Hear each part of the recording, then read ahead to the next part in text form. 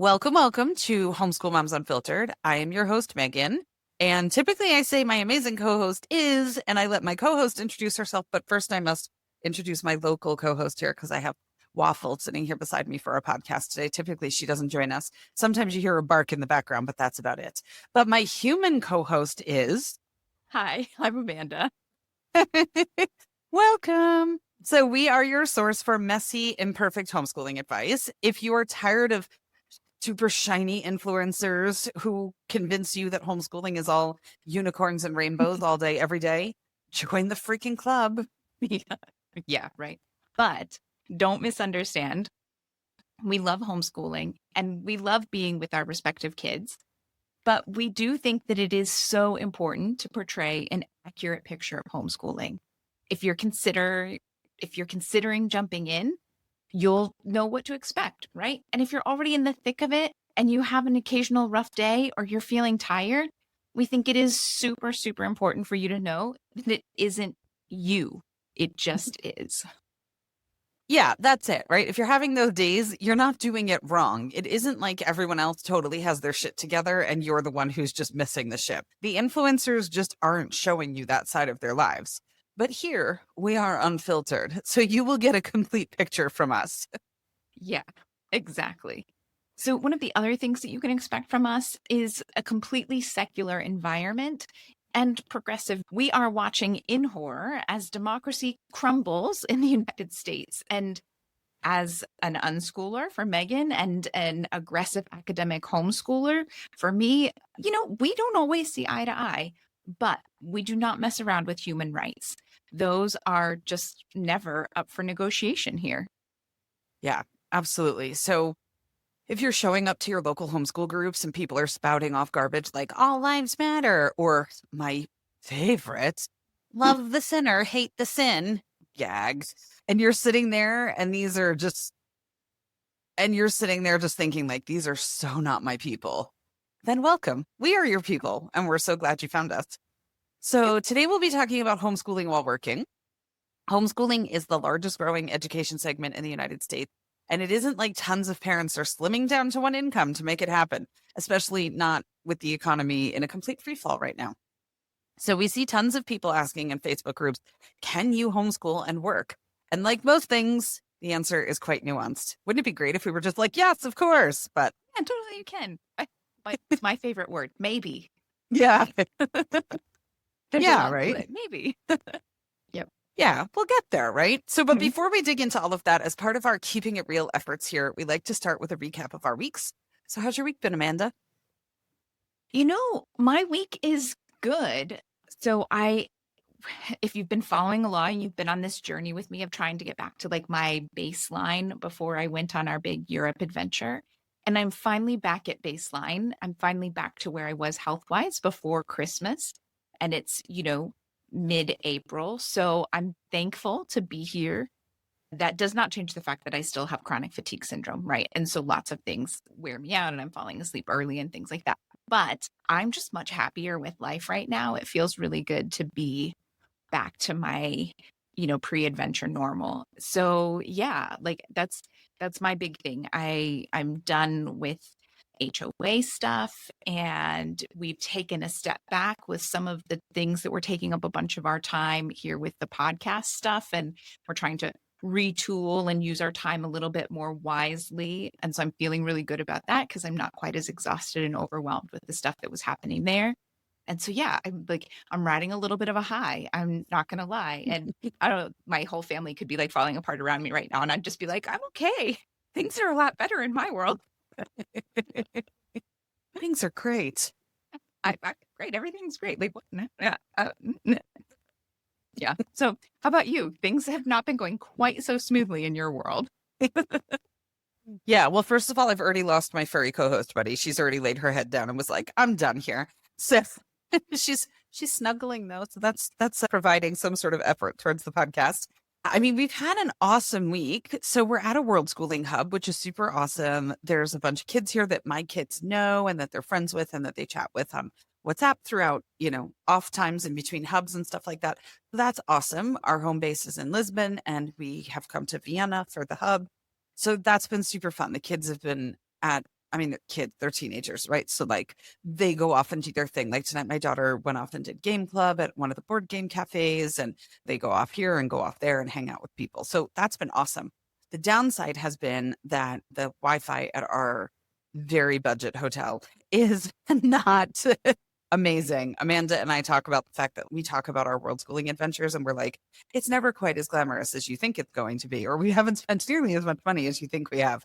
It's Easter week and accommodations were nuts during Easter week here in Vienna because the kids are off school, and here like all the museums are free and stuff like that, and the transportation is free for school age kids. So we stayed at this place and the staff is absolutely amazing. They're so sweet, but the Wi-Fi sucks. And so we are recording right now at 2:30 in the morning for me. People might be like, couldn't Amanda have like shifted? So she did. No. This is all me, right? I can only record in the common area because the Wi-Fi is not strong enough to do anything in my room. And the common area is loud because the hotel is at 100% occupancy for Easter. So this is basically the only time that we could find. And I had to use my noise canceling headset that I usually use to teach with because I'm in the common area. So chances are somebody's going to come in here and make a cup of tea while we're podcasting. So, but other than that, it's good. We're going to be traveling for the next month because we're doing 2 hubs that are back to back. So that's good. The next one has the prom. So my daughter's like super excited. Outfit has been selected. So it's a whole thing. But yeah, other than that, it's been great. I mean, we know we're reliant on Wi-Fi in today's world, right? But then you realize like how reliant on the Wi-Fi you are when the Wi-Fi is not good. So that's the week I've had. Yeah, and the reality is, especially if you're doing any kind of world schooling, you are trying to work and doing a whole bunch of things that are work related, whether that's recording a specific podcast or teaching classes or grading things or, even just calls and things like that you have to do for work. And when your Wi-Fi isn't working, all of those cool free video conferencing apps aren't working either. So it can be really challenging. Yeah. So we were actually supposed to be here another full week to hang out and explore Vienna. And we are leaving tomorrow. So the hotel was nice enough they've just been so wonderful. And they were like, don't worry, so they refunded me and we have found someplace else. And I've already messaged them ahead of time to talk to them about their Wi-Fi situation, which when we stay in an Airbnb, I do. I message the host in advance and I say, what can I expect as far as speeds are concerned? But in a hotel, I don't typically do that. We're in Vienna. This is like a major European city. Like I wouldn't have thought that I had to email a week in advance and say like, do you have decent Wi-Fi? But lesson learned. Yeah, for sure. Yeah. So, but I'm pumped for our topic today and it'll be good. I took a nap. So even though it's 2:30 in the morning, I'm good. Yeah. And we'll see how many hours we can keep you good. So yeah. All right. So let's go ahead and jump in. We're talking working and homeschooling. I think before we can really dig in, we do have to acknowledge that there's a wide range of what work is or is defined as. And so we're not talking about like, being at home parent, talking about like an actual work situation where you're pulling a paycheck. Okay. So we'll get that out there. And there's lots of other things. We talk about all the other different kinds of situations and balancing things and all of that in other podcasts. But this one is specifically about when you bring home a paycheck. And so are we talking about fully remote with a flexible schedule, fully remote, not flexible, shift work outside of the home, shift work with overtime, regular 9-to-5 jobs, the type of work, the amount of flexibility, the age of your kids, and probably even more will come up and come into play when you're weighing whether or not homeschooling is possible for you and your family specifically while working.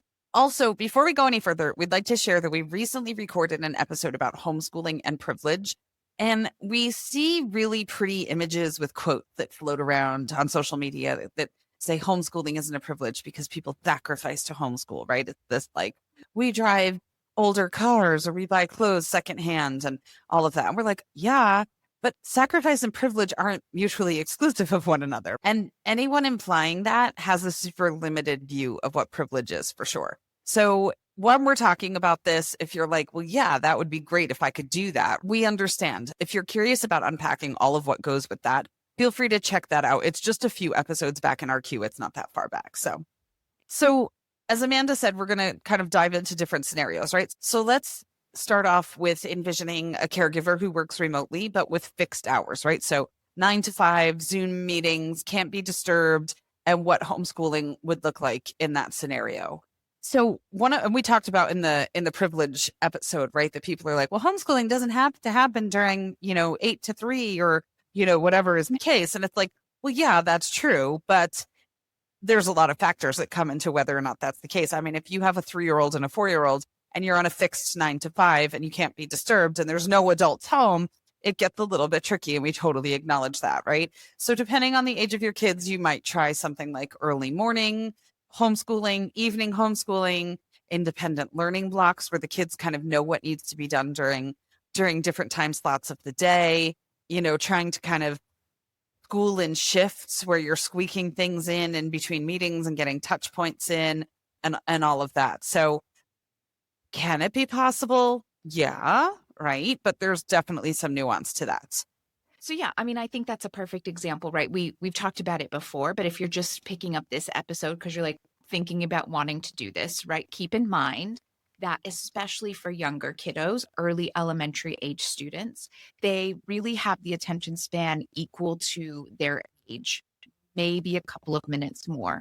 So if you've got a 6-year-old, you could easily do a few things before you kind of get started for the day, or you could take your 15-minute breaks and, get a little bit of homeschooling in here or there. You do not have to spend more than an hour and a half max kind of doing your school around your work stuff. So in theory, it is possible.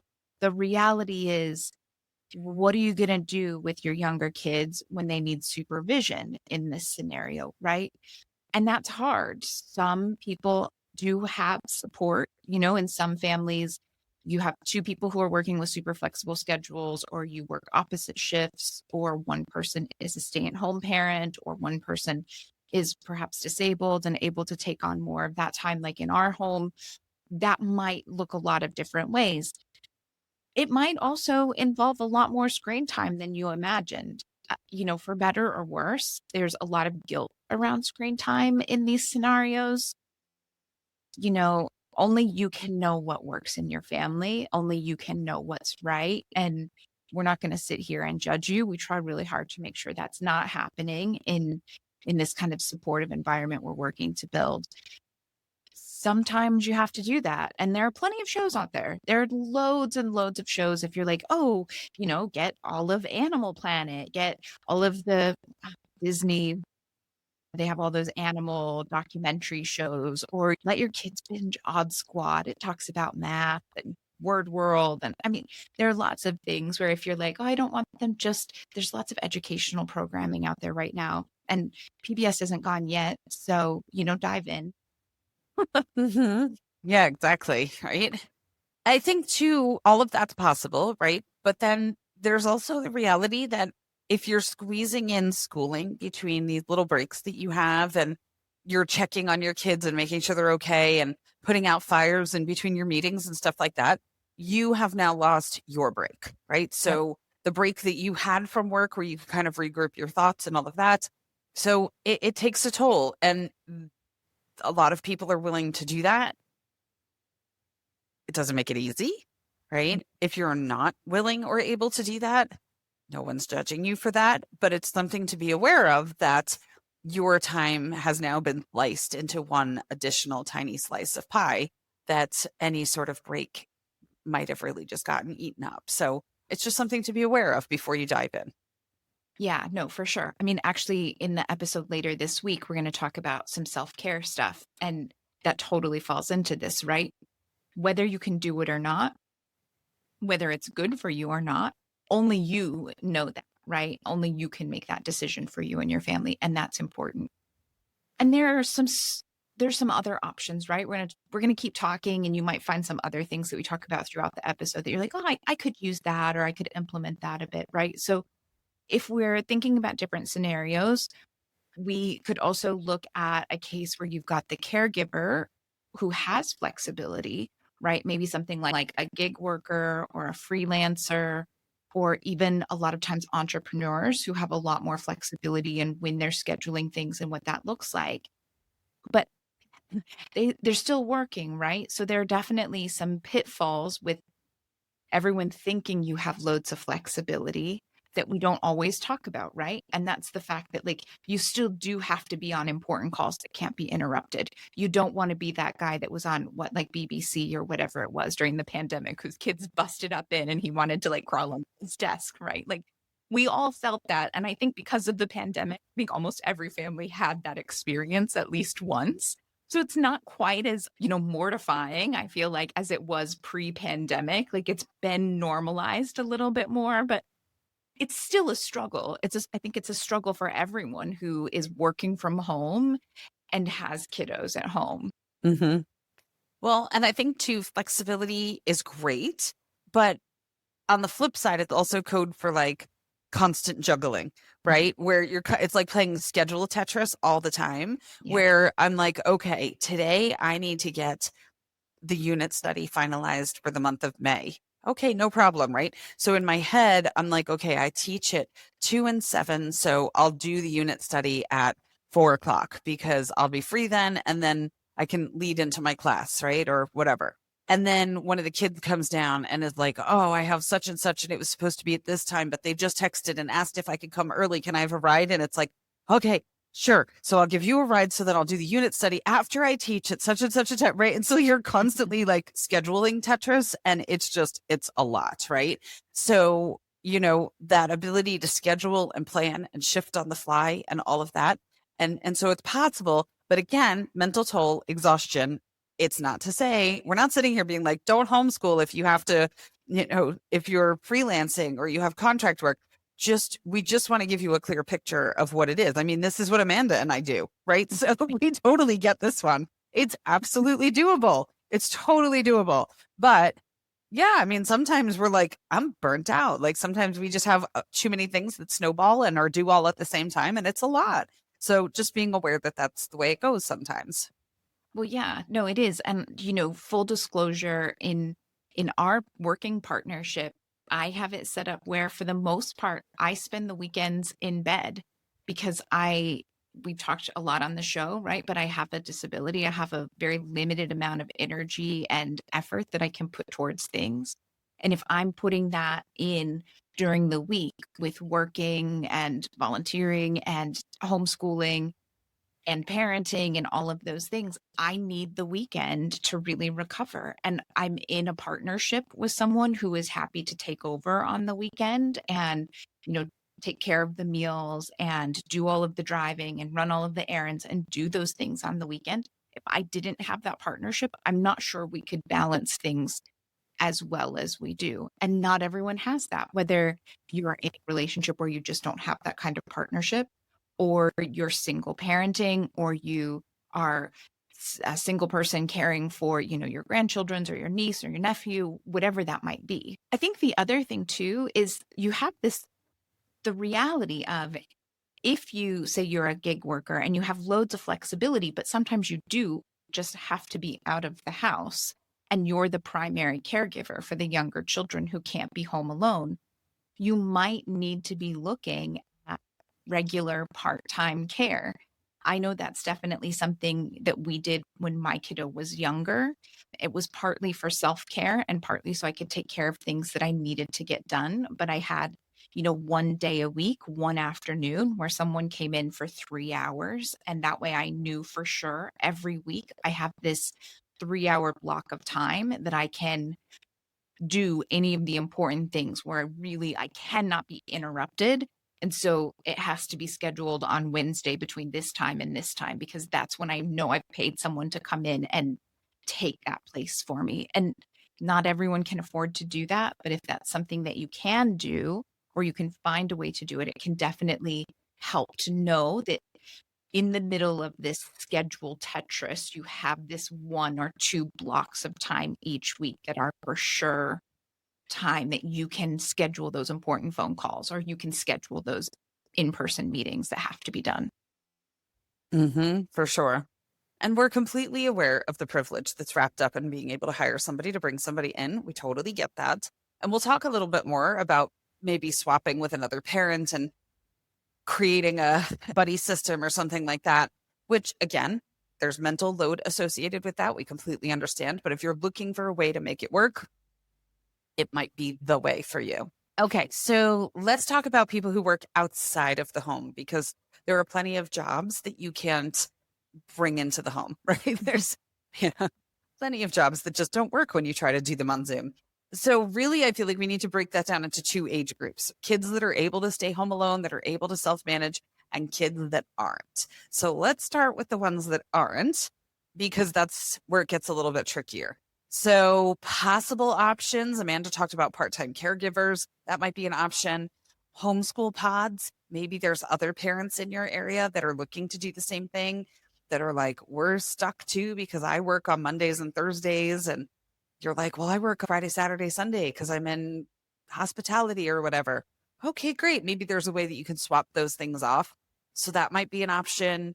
Same thing with like nanny share. If there's other working parents who are looking for something, maybe you can hire somebody to do in-home care for 2 or 3 kids that are, one's yours, one's somebody else's, and you're splitting the cost of that person that's Yeah. coming in to help. So Yeah. that's nanny shares are like super popular in the cities, especially. I feel like if you're in a city, for sure, find your local moms group for kind of your neighborhood.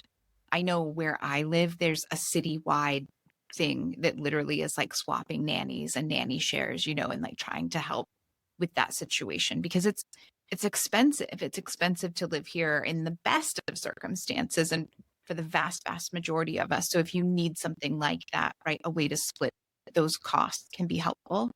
Mhm. Thing that I was kind of thinking of that I just heard about recently is there is a move in some areas and communities towards these kind of nature schools that aren't school, but it's really more like kind of down the middle, with the idea that for the most part, the families are actually going to homeschool at home, but the kids kind of get together, and it's not exactly daycare because it's for older kiddos, but it's also not really school. And it kind of rides that line. But because it's not actually school, they can be more affordable. Obviously, they don't have to be more affordable. And I'm sure there are options out there that are stupidly expensive. But it might be worth looking into and seeing if there's one in your area. Yeah, absolutely. Right.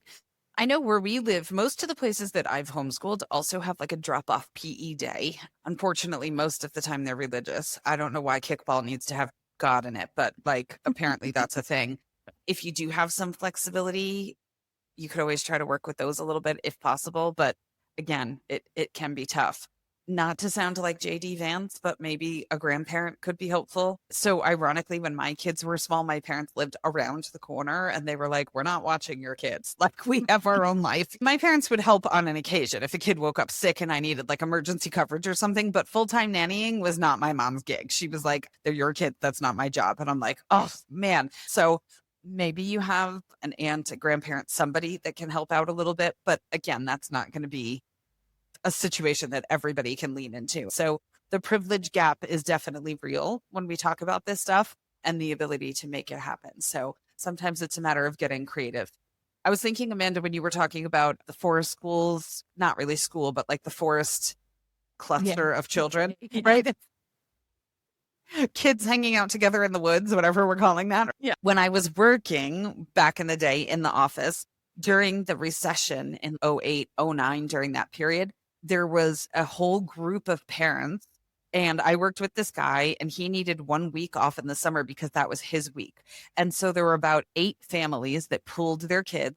None of them could afford summer camp because of the recession and people had lost jobs and lost savings and all that kind of stuff. And so out of the families, each parent took 1 week of vacation off work and they covered the summer that way. And so they would have this huge cluster of kids that were swimming in the pool or down at the river or whatever for that week that was their week. It reminded me of during the Great Depression when all the kids would share one birthday cake for the entire month of April or whatever it was. But it's like you get creative and sometimes you're able to figure something out. Yeah.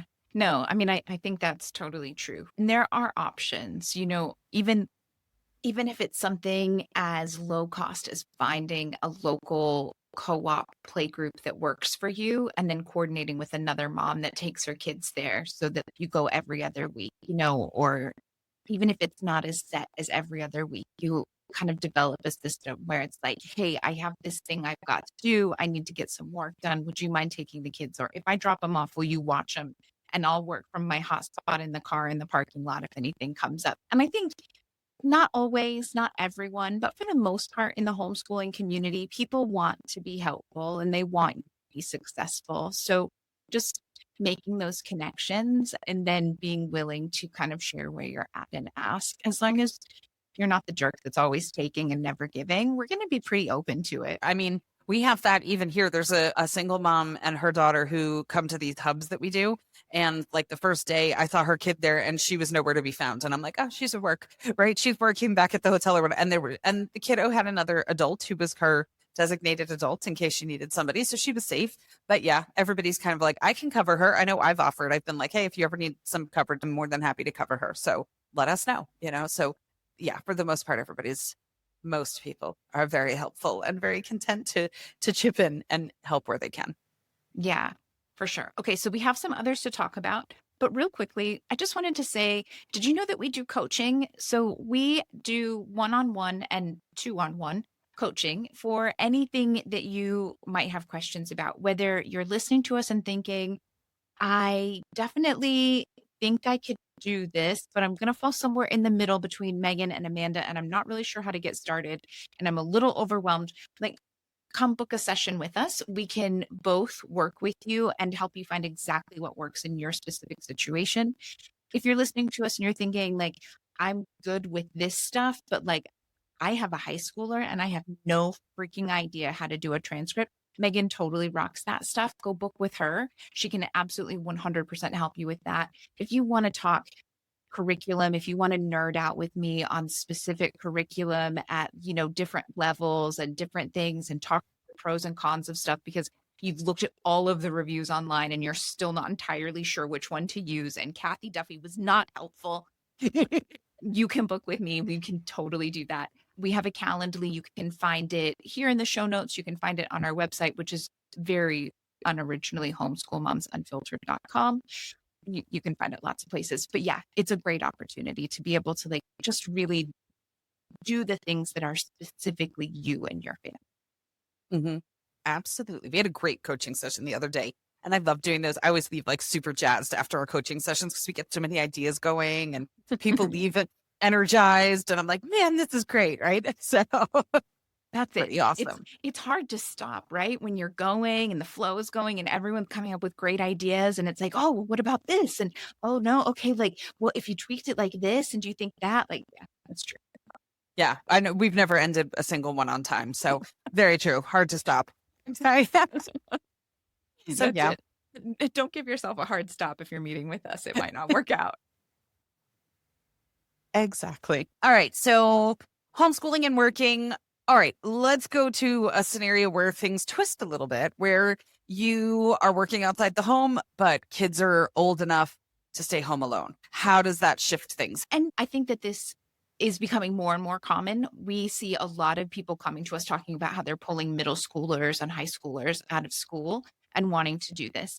And it might be a little hard the very first time you pull them out of school and you want to do it because it's a totally different world. It's like the kid who goes off to college and is kind of floundering because they went from being at home in high school to college. I mean, come on, that's a freedom that we all loved, right? So realistically, you're going to have to do some scaffolding up to this point, whether you were already homeschooling younger kiddos and you've been building on that and working it into your family routine, or you're bringing kids home and you're going to actively work on building some scaffolding into what that looks like for them to be staying home alone and how they're going to manage their time and what they're going to do to make sure that they do silly things like eat and know how to call you if there's a problem or who they open the door to or those kinds of things. Because if they haven't been home during the day on their own, those are things we think well, yeah, obviously they know, but they don't know because we have to explicitly teach some of those things. Mm-hmm. We have that. I don't even think I told you, but I had that maybe a week and a half, 2 weeks ago, where my youngest was home alone, and we live in an apartment with a buzzer door. So if you're making it up to my floor, you got through the first door. So good on you. But he called me and he says, there's firemen at the door. Right. And so, of course, my brain went to like every con artist video there everywhere. I was like, are they really firemen? I was like, oh my gosh, it's that scenario of what do you do in this case? But I was like, look out the window and see if you see fire. And there were fire trucks like all over the street. I was like, oh, okay. And he's like, they're wearing uniforms. They have badges. I was like, okay. So I was like, fine, you may open the door. And it turned out there was something wrong in like the building next to like the building that touches ours, but not ours. And they were checking. I don't know what they were doing. But anyway, but yeah, totally to your point. He was like, SOS. I don't know what to do in this situation. Mhm. Absolutely. Yeah. And I mean, that was something that we even did in that coaching session that we had the other day, right? It was a working parent, and it was like, how do I give them a checklist and get them to get this stuff done without me having to triple check that it really got done, and without feeling like they're being nagged and all that kind of stuff. And we, if I do say so myself, we came up with some great solutions. So it's definitely possible in that world, right? So yeah, a lot of that is going to look like building independence, you being able to assign work and set expectations, checklists, timers. Amanda's a big Alexa fan. I'm a huge smartwatch fan. To be able to kind of get those things built in there without you being the nag, which feels really good because that doesn't do any wonders for anyone's relationship with their child. Um, but kind of giving the kid that autonomy. And you know what? In my mind, that's a great thing for them to have. Like you mentioned, college. We read a book, not for the podcast a while back, but it was written by this person who was a dean at Stanford University, who was talking about how wildly unprepared these college kids are coming in. Because in the traditional education world, a lot of parents, their sole focus for their kids was getting into a good school. And so to do that was just grades, grades, grades, volunteer, volunteer, volunteer. And so in order for kids to build this resume that got them into Stanford, they had removed all of the obstacles that this kid might face so that they could focus on the goal.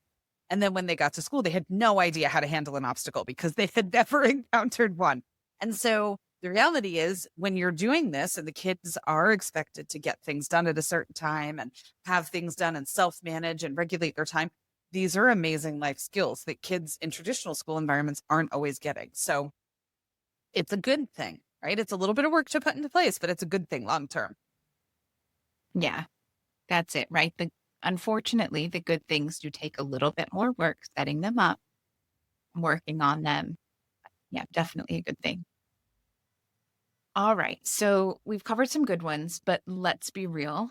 There is often one parent who does the bulk of the homeschool work.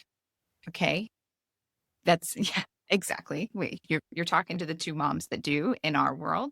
It's not always moms. It's not always divided the way it is in our home. But the reality is a lot of times there's one caregiver who is doing the vast majority of the homeschool stuff.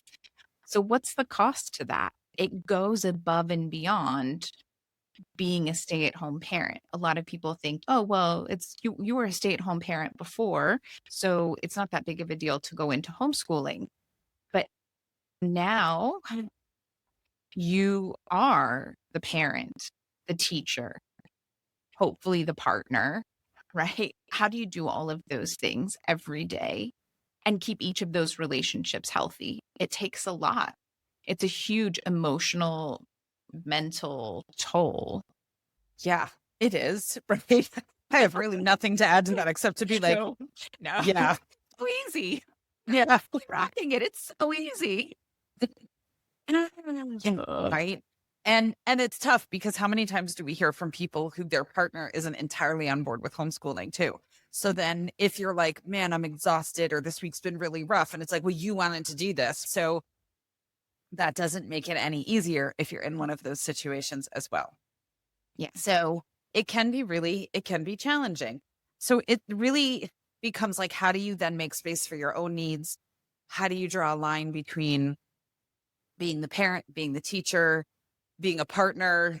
It requires redefining a lot of things, and finding time for yourself can become challenging. As Amanda said, we're going to talk about that more in our book club episode this week, because that's coming up in this week's reading. But Yeah, it does. It takes some effort to kind of break all that down. For me, the line between teacher and parent isn't really a thing because we unschool. So my role is more mentorship and steering and guidance and support. I'm never sitting down with my kid and being like, so here's how fractions work. That's not how we've done things. We outsource anything that the kids want to learn that I wouldn't know how to teach them or wouldn't feel confident teaching. Sorry. A yawn snuck in. It's 3:15 in the morning now. So, I'm doing pretty good, but that one stuck in. So yeah, I don't really have that so much. What do you do with the line between parents and teachers since you actually do more traditional stuff? Well, I think the biggest thing for us was, you kind of mentioned it before, but was just start using, for us, we used a smart device, right? So we used an Alexa that helped keep the schedule so that it wasn't me nagging about the schedule and me nagging about getting to a class or things like that.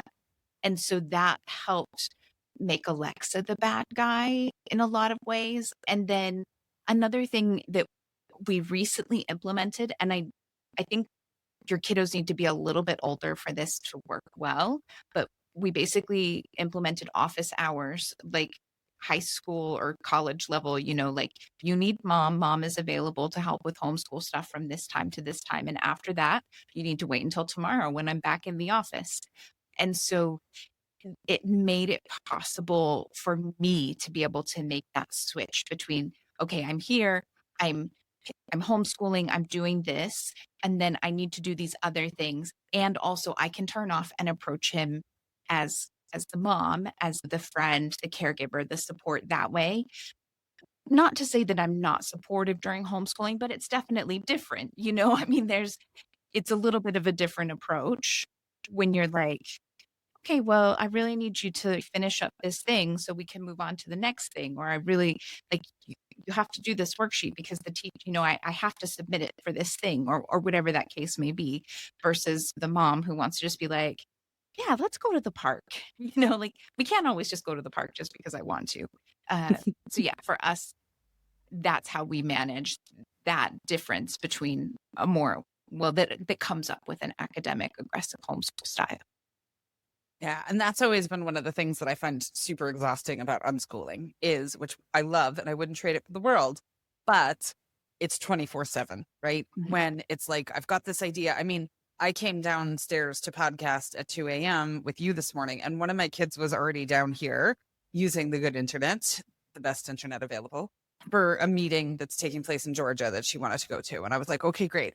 And it's like, it's literally 24/7 with my kids where they're signing up for stuff around the world at various times or meeting up with people in wacky time zones. And they don't need me to help them like log in at this point and stuff like that. But you're just managing it, right? It's all in your peripheral vision all the time. Mhm. And it's a little tiring. But yeah, stuff. That's the way it works. Yeah. So, I mean, having a supportive partnership or community would be really good in those instances. Partnership would be ideal because if you have a partner, if you don't, then come hang, we'll support you. But if you have a partner, getting them on board is huge. Amanda and I have both talked about the fact that neither one of our husbands are going to sit down and read a homeschool book or listen to, the 100+ episodes of homeschooling podcasts that we've put out. But Amanda kind of pebbles her husband like a penguin, like, look at this information. Look at this information. We're basically homeschooling our husbands, right? We're like strewing and leaving things for them to find and learn. I can say that only because he'll never listen to this podcast, so he's not going to figure it out. Right. So there's the benefit. Some other husband just got sent like this exact spot and is like, that's what you've been doing. Right. So yeah, trying to like educate them and bring them up to speed. Because a lot of times what we find is the primary parent who's homeschooling has done all this research and is in all the Facebook groups and all that. And so they're gaining confidence and they're gaining knowledge and they're gaining assurance. And the other person is like, what the hell are we doing? This is never going to work. Yeah. So bringing them up to speed a little bit, always a good thing. And finding external community, right? Whether that's local to you. I mean, we host a Patreon community where we have live meetings and we have chats and all kinds of stuff. So there's support in all forms and in all places. But building that support structure becomes really helpful when you're talking about the emotional, the mental, and the physical load of trying to carry all of the things that you're trying to carry if you're working, homeschooling, parenting, whatever else you have on your plate, it's a lot. So definitely support becomes really helpful in that spot. Yeah, no, absolutely. And I would say too, don't, I mean, a homeschool support is great. It is really important. And if you can find a local community or a Facebook group, or you come and meet your people in our Patreon group, whatever that might look like, that is really useful. But don't assume that it has to be homeschool people. I know one of my biggest supporters, and every time we get together, she'll bring something up, and I'm like, "Are you sure you don't want to homeschool?" And she's like, "Nope, rather shoot myself in the foot."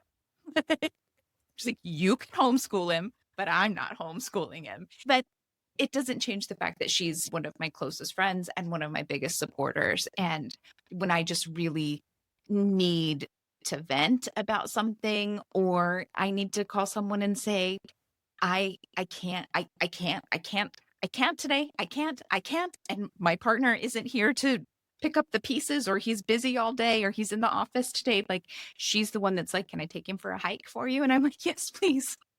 Yes, please." Like his shoes are already on. I was hoping you'd ask. His backpack has water. He's good to go. So just keep in mind that your community and your support can come from a lot of different places. It doesn't have to just be homeschoolers that are progressive, secular, like-minded. That's a good point. Yeah. Okay. So you're working, you're homeschooling. I think, interestingly enough, following the pandemic, whether you're working or not, the default has been like, I think I'm going to homeschool. I need an online program, right? Have you Yeah. felt that, Amanda, where it's like instantly this like go directly from point A to point B is homeschooling equals online program? And we're like, like maybe, but like that's not the only option that exists out there. Well, but I do think that that happened because nearly every community or nearly every school district, right, they rolled out a virtual program. And I mean, it wasn't necessarily good. And the vast majority of teachers working on that program hadn't actually studied that. So I would like, we have a lot to say about online school, but I will say that there are people who get their credentials, their teaching credentials, their degrees in teaching virtual school. And it's a very different ballgame. If you are going to look at doing any sort of online program, make sure that you're actually checking that the people who are teaching there actually learned how to teach there, because classroom management is not the same virtually as in an in-person brick and mortar class. There's just a lot of differences. And a lot of times, not always, but a lot of times, if it's Los Angeles Unified School District or whatever your school district is, and they put together a virtual program, they have moved teachers that needed a job or, hired XYZ, but not necessarily focused on actual virtual learning and qualified teachers. So definitely keep that in mind if you're going to start looking at something like that. Yeah. And we're not anti-online school by any stretch. It has its place. To Amanda's point, making sure that you're vetting programs. If you need help vetting programs, come talk to us. But not all online programs are created equally. I mean, I think the default in a lot of groups that I see is like the K-12, the Discovery K-12, the K-12. And of all the programs that are out there, that would be like my least, right? To be like, oh, because Right it's after the local school virtual. right. Okay. I live in the Southeast, Amanda. I don't even think our local school districts have that out. In Florida, we do. In Florida, there's I know FLVS. Florida has it. Yeah. Yeah. But in South Carolina, I don't even think that option existed. They barely had school in person. So, right, it was pretty bad there. So that's why my brain didn't go there. But some of the ones that are out there that are like Connections Academy and K-12 and all that, they are beyond time consuming and beyond rigid. They don't offer any of the benefits of homeschooling. So there's, in my mind, a lot better programs that are out there that are still online that offer flexibility, that don't take up like 6 hours of your child's day, that don't Every make their day. minds. Yeah. Yeah, exactly. That aren't so like mind numbingly long and boring that they're like dead on their feet by the end of the day. So yeah, without a doubt. In my mind, if you are going to use an online school option because you're working and you need that support, Awesome. No problem. There are some really cool programs that are out there, depending on what your kiddos' needs are and their age and all that kind of stuff. In an ideal world, I think you would also mix in some other stuff as well, right? That you're doing with that kiddo to get your full education online. In my opinion, just isn't going to foster that extreme love of learning that you're likely trying to achieve. We want passionate learners. We want sparked kids. We want interested kids.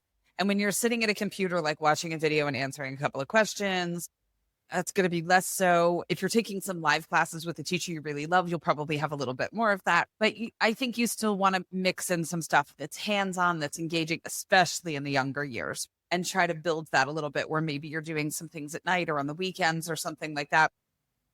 Would be an ideal scenario. If you are barely keeping your head above water and your kid is being bullied at school and you need them to be home and safe, and the best you can do right now is put them in front of a computer and sign them up for IXL, Khan Academy, Funcation, do it. Do it, right? We're not judging you. Maybe over time you could work towards something a little bit more hybrid. But in an ideal world, that's where I would aim. Yeah. No, I would definitely agree with that. There are lots of options out there, and it doesn't have to be a full day. I mean, just think about it. You're grown up. We're all grown-ups listening to this. When was the last time you had to do like an all-day conference or webinar or something, and you were like so over it by the end of the day, even if it was something you were really interested in listening to? Like, who wants to do that day in and day out, day after day after day? It's hard to be interested and excited, even if it's something that you were interested and excited in to begin with, right? So just keep that in mind when you're picking what you're going to do with your kid. Mm-hmm. Okay. So let's talk about something that we see a lot when people are trying to make homeschooling work and working from home work. There's the hunt for remote jobs. I don't think that we could have this conversation without acknowledging how incredibly overwhelming and predatory the online job market can be. There are so many scams out there.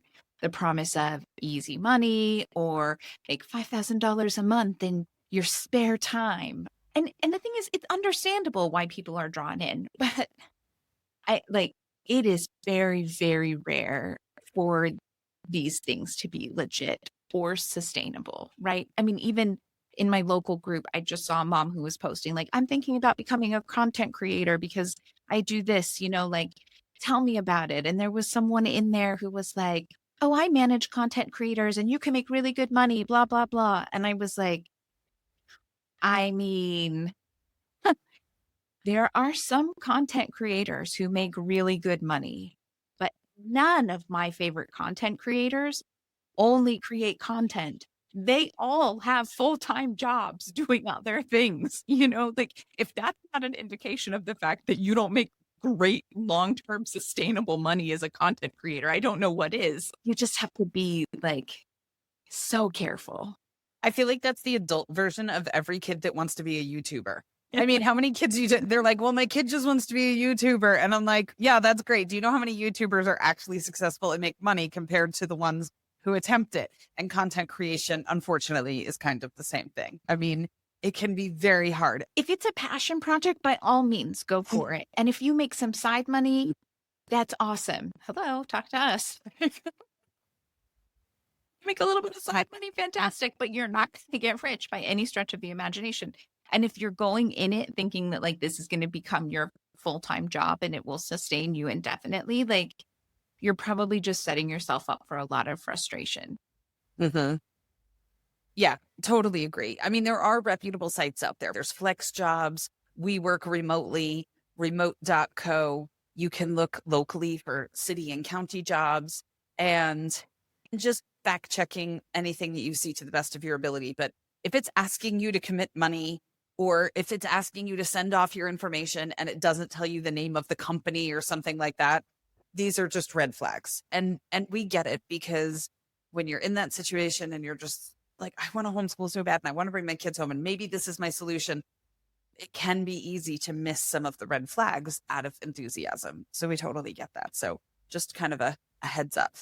Well, it is. And I mean, even maybe not enthusiasm, in some ways out of desperation, Desperation. right? Like money is tight. Money does not go as far as it used to. I just saw, I think it was Lending Tree that put out the study in the article, which is, Lending Tree. But there was just this new thing that came out about like how many cities in the United States you could be a family of three making $100,000 and you're still thousands of dollars in the hole every month. It's a lot. Yeah. Like, so I understand. I've been there. I've definitely looked at, part-time work to make a little bit of extra money to help here or there. And it's hard. It's hard. You're not alone. Just remember, there are reputable sites. There are communities and groups that can help you find stuff that's part-time or full-time. It's just a little bit of side hustle things. And yeah, just keep in mind that really looking for the red flags. And if it feels weird, it's not worth it. Exactly. And then, of course, we would be completely remiss if we didn't touch on a sensitive subject. So dare I gently wade into the water of MLMs here, right? I mean, that is kind of like the be all and end all of side hustle money at home. It's kind of the things people lean to. And listen, we know people who are in MLMs. We don't judge. Do not judge. I have a friend who makes a freaking fortune selling shampoo. Like, it's ridiculous how much money this woman makes selling shampoo. I'm so happy for her. Like, it wouldn't be what I would want to do just because I don't even think I'd be as good at it as she is, if we're being honest, right? But yeah, she's doing great and I'm thrilled for her. That's awesome. So no judgment, but a lot of times MLMs require you to sell to your friends and kind of use Facebook, leverage Facebook and stuff like that. You usually have to spend money in front. And so most of the people who are in MLMs aren't making mega bucks off shampoo. That's how pyramids work, right? I mean, it's the top is making great money and then the base, which is a whole lot wider, is not. And it's really hard to not be like, I could do what she's doing. I don't think I could do what my friend is doing. So, okay, thrilled for her. I podcast and make no money. It's all good. Like, we've all got our journey in life. Okay. Well, yeah. And I mean, it's that thing, right? Like, we just want you to be really careful. I'm not going to throw stones because hello, Yeah. I do MLM stuff. Anyone who has listened to the podcast for a while will not be too surprised to know that I once did passion parties and I really enjoyed it and them and everything that I learned in the training for it and everything I helped other generally women learn in that process, right? I loved it for a wide variety of reasons. And now I'm technically a brand partner, or I don't know, the terminology for all of the different MLMs changed constantly, but I technically sell Paper Pie Usborne books. I haven't hosted a party in forever. I don't have anyone under me because I don't want to play in that field in that way. I like the discount for myself. I'm happy to let people know when there's a sale or pass on the discount to people and that sort of thing. I'm not looking to make huge amounts of money, but I have friends who do make some good, substantial money with it, but they're willing to focus on it in a different way. Or maybe they have an in. I have a friend who's a school teacher and she does book fairs in her town all of the time. But it's complicated, right? It's not as easy as they're going to make it sound because the goal is to sell people to sign up under them because you make a percentage of everything the person sells if they sign up under you. So then it's passive income, which is great. But then I mean, it's this whole thing. And so just if you decide to wade into it, again, I'm not going to judge, but do not, please do not buy stock and inventory. They're going to tell you that's the way to do it. They're going to tell you, and that's how they make their money because the more stuff you buy up front with the plan of selling it to other people, and there'll be lots of reasons and justifications for it. But the vast majority of people who sign up with an MLM end up stuck with a lot of stock and they don't actually get their money back for it. So if you want to sell it, great, sell it. Don't stock up on it and then sell it. That would be my advice. Head over and watch that documentary series Lula Rich on Amazon Prime before you do anything. Right. It was a train wreck. And what was really interesting was that the lady who started LuLaRoe and her, I think, husband agreed to actually be on it. You know, usually when there's like an imploded train wreck like that, like Yeah. it's like at the end you get that like we reached out, but they declined to comment. Oh no, Mhm. these two were like all up in it. They were like, yeah, we'll be happy to take part.